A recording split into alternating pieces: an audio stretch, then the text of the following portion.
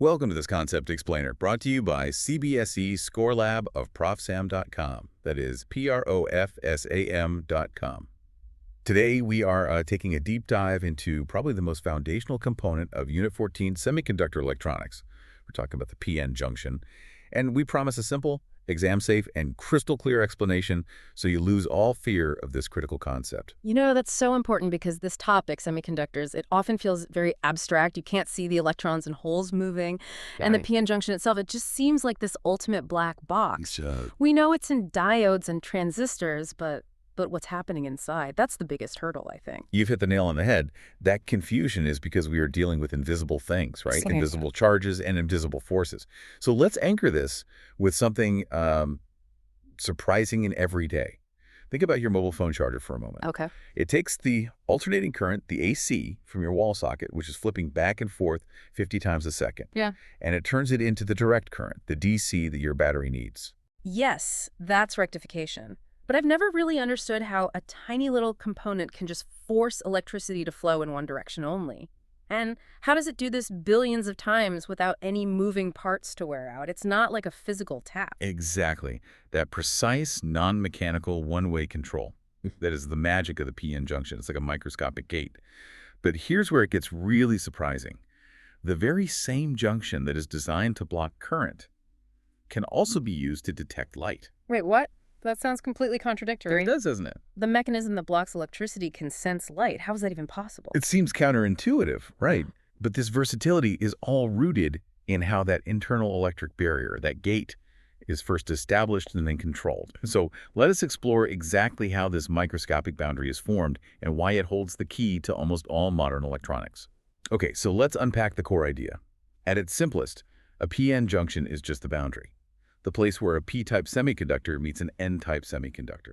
So on one side, we have a material with extra holes, the p-type, and on the other, a material with extra free electrons, the n-type.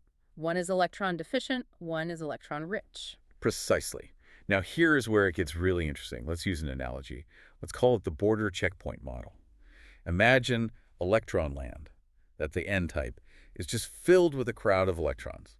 And hole lands, the p-type, is filled with holes. There's a huge difference in population on either side of the border, a massive concentration gradient. So they'll naturally try to spread out and balance the numbers, like two different pressure systems equalizing? Exactly like that. Electrons start rushing from electron land into hole land, and holes rush from hole land into electron land. This initial movement is called diffusion. So they're just trying to mix evenly? They are. But this diffusion, it causes a problem. As electrons leave the n side, they leave behind positively charged atoms that can't move, the donor atoms. And when holes leave the p side, they leave behind negatively charged, immobile acceptor atoms. Ah, I see. So the mobile charges, they move away from the border, but they leave behind a layer of fixed charges that are stuck there. Exactly. And these fixed charges, positive on the n side and negative on the p side, they create an internal electric field, like a wall of border guards.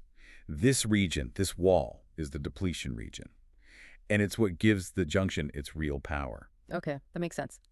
So the diffusion itself creates the barrier that stops further diffusion. But why was this concept even needed? What problem did it solve? That's a great question. It goes back to history, actually.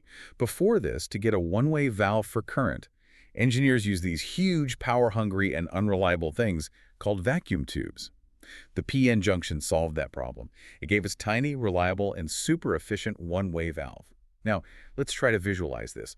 Imagine a really thin zone, maybe 1/10 of a micrometer wide, suddenly appearing between the two regions. So incredibly small. Very small. And this zone is depleted of any mobile charge. It acts like a small electrical hill. The n side is the top of the hill, which is positive, and the p side is the base, which is negative.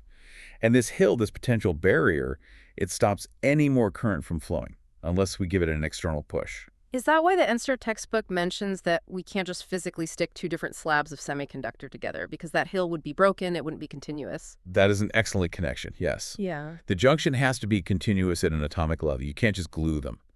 Okay, now let us see how INSERT formally defines this. All right. The ENSERT document says, and I'm quoting, "A PN junction is the basic building block of many semiconductor devices like diodes, transistor, etc. A clear understanding of the junction behavior is important to analyze the working of other semiconductor devices." Very good. so it's foundational. Let's now follow the 5 key steps for how this junction forms and reaches equilibrium. First, as we said, is diffusion. Because of the concentration gradient, the majority carriers diffuse across the junction. Electrons move to the p side, and holes move to the n side. Okay, step 1 is the rush across the border. Step 2 is space charge formation. This diffusion leaves behind those fixed, immobile ions. We get positively charged donors on the n side and negatively charged acceptors on the p side. The fixed charges that build the wall. Exactly. Which brings us to step 3, the depletion region. That's the zone itself, containing only these fixed ions. It's depleted of the mobile carriers.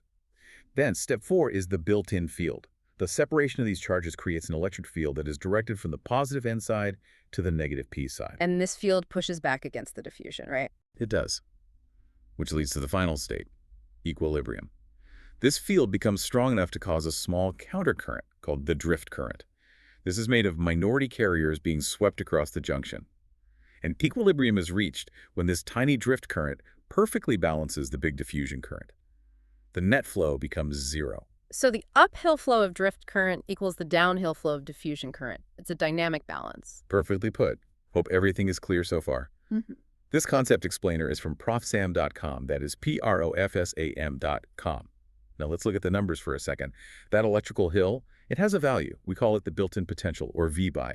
For a silicon diode, it's around 0.7 volts, and that's not a random number. It's the potential that naturally emerges from the physics of the material. It's the height of the hill the carriers have to climb. And that's the barrier we have to overcome to get current to flow. Exactly. And that brings us to bias. We can control the junction by changing this VBI. First, let's talk about forward bias. This is the on switch. We connect the P side to the positive terminal of a battery and the N side to the negative terminal. This external voltage opposes the internal field. It pushes against the hill, making it smaller. The effective barrier becomes V0 minus V. So we're just lowering the hill to make it easy for the carriers to cross. Yes. And once we apply more than 0.7 volts, the hill is almost gone. Majority carriers flood across the junction. The current becomes large, usually in the milliampere or mA range. Now, what about reverse bias? That's the off switch. We flip the battery, P side to negative, N side to positive. Okay. This time, the external voltage actually helps the built-in potential, makes the hill even higher. The barrier becomes V0 plus V. This would widen the depletion region then, right? And block the flow of majority carriers even more strongly. It shuts the gate tightly. And this simple PN junction, once you package it and add terminals, becomes the semiconductor diode. The fact that it conducts in only one direction is the key to rectification, which is essential for converting AC to DC. The phone charger example from the beginning, it all connects back. It does. Now, when you're writing your exams, there are 3 common misconceptions. I call them silent killers. They can cost you marks if you're not careful. Let's go through them. Okay, this is important. Misconception number 1. A forward bias diode acts like a perfect wire with 0 resistance. That is wrong.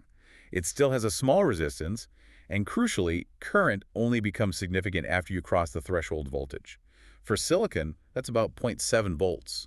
Below that, it's still off. So I have to remember that 0.7 V cut-in voltage. I can't just assume the voltage across it is 0 in a circuit. Never. That's a guaranteed way to get the wrong answer. Now, misconception number 2.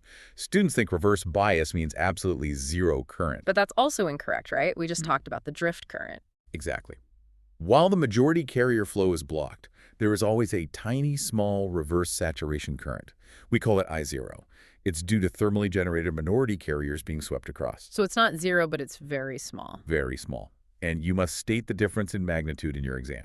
Forward current is in milliamperes, MA. This reverse leakage current is in microamperes, NA, 1,000 times smaller. And the final killer misconception, forgetting the polarity. Forward bias is specifically connecting the positive terminal to the P side and the negative terminal to the N side. Flip this, and you get reverse bias. Okay, so to be crystal clear for the exam, I must write that reverse bias doesn't stop current completely, but allows a very small minority carrier leakage current, I0, in the microampere range. That is the perfect mark scoring statement. Okay, now for some memory anchors to lock these ideas in for life. First, a simple mnemonic. PPNN forward. PPN forward. P side to positive, N side to negative for forward bias. Simple. It stops you from making polarity mistakes under pressure. Okay, PPNN forward. Got it. Next, a phrase to remember. The depletion region is the junction's gatekeeper. That single idea, it controls everything, whether current flows or stops. And finally, a physical gesture. Put your palms together at the wrist, but keep your fingertips apart. Your fingertips are the barrier. When you say forward bias, open your hands wide. Show the barrier falling. When you say reverse bias, press your hands together tightly. Show the barrier rising and blocking everything. That's a great visual. I'll remember that. Okay, we've covered a lot today. Let's just consolidate the 3 most exam-relevant points about the p-n junction. 1. The p-n junction is formed by combining p-type and n-type semiconductors, which results in a thin depletion region containing immobile positive and negative ion cores. 2. This region establishes a built-in potential that creates an electric field. This leads to an equilibrium where the diffusion current of majority carriers is balanced by the drift current of minority carriers. And 3. The junction acts as a one-way valve. Forward bias, that's P, to positive, reduces the barrier and allows large current in the MA range. Reverse bias P to negative increases the barrier and allows only a tiny leakage current in the NA range. The gatekeepers, the electrical hill, and the MA versus MA contrast. It feels much clearer now. To get maximum marks in 12th CBSE Physics, Chemistry, and Maths, visit ProfSam.com. That is PROFSam, right? Yes, PROFSAM.com. Thank you for joining us for this deep dive into semiconductor electronics. All the very best for your preparation.